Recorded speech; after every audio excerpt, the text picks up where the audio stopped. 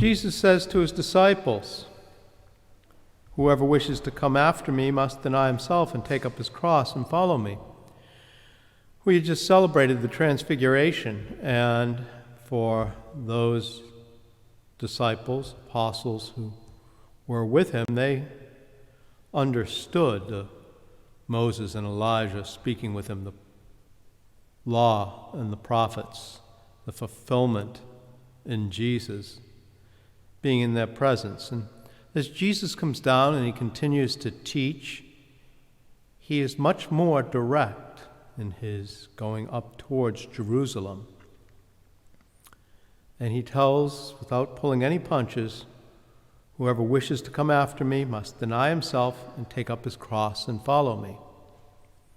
Now, we recognize in Jesus' time that it was an occupied nation, and that the Romans, in ruling, did so with an iron fist and fear.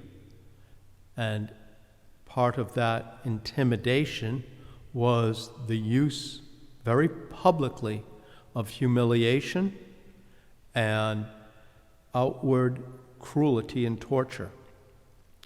The cross, when we look at it, oftentimes we sort of sanitize what that is about.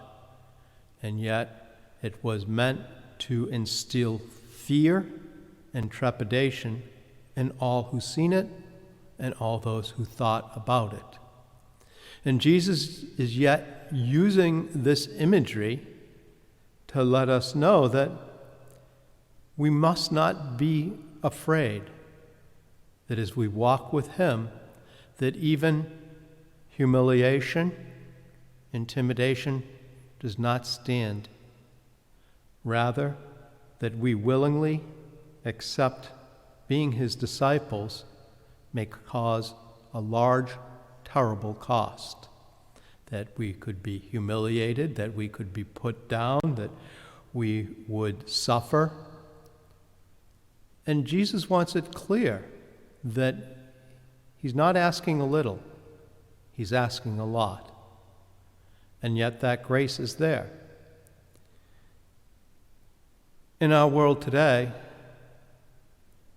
although we may be 2 millennia away from that history of Jesus, we still face challenges and difficulties, hardships, intimidation, injustices. And as we look, how do we take up his cross and follow Jesus?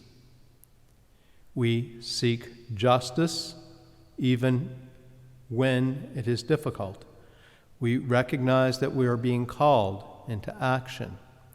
We recognize that even in the midst of a pandemic, that we are called to care for our brothers and sisters around us, not just physically, medically, wearing masks and safe social distancing, and being aware of the sacrifices that that cause, especially as we look at how we will educate our young and what does that mean in terms of work. But we also recognize that it means in our justice and care for one another socially, in a world that realizes a great deal of injustice, that we are called to bring justice, to bring a realization of what does this message of Jesus have to do with us today? What would there be for one to gain the whole world and forfeit his life? We are asked to recognize the dignity and preciousness of all life, and in that life to lift up one another, especially those who are marginalized, those who are put off, those who may in some way be different than who we are.